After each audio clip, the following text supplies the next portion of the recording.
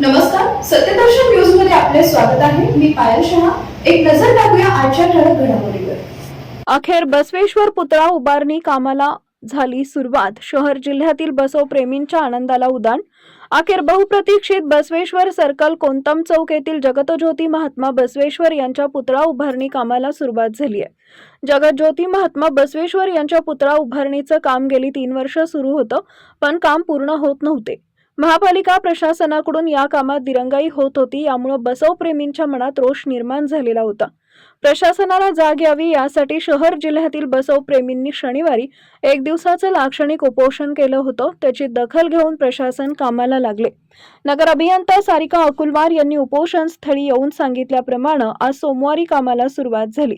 केंद्रीय आयुष मंडळचे सदस्य व शिवबसव चरित्रकार डॉक्टर शिवरत्न शेटे व महात्मा बसवेश्वर जन्मोत्सव मंडळ जुळे सोलापूरचे अध्यक्ष श्रीशैल हत्तुरे यांच्या हस्ते पुतळा उभारणीचं कामाचं भूमिपूजन करण्यात आले.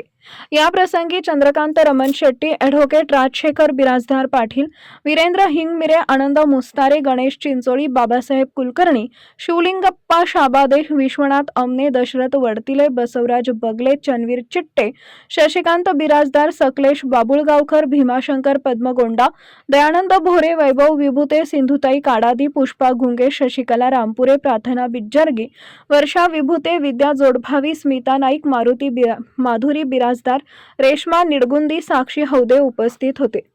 कार्यक्रमाचं सूत्रसंचालन राजशेखर बुरकुले यांनी तर आभार प्रदर्शन अमित रोडगे यांनी केले.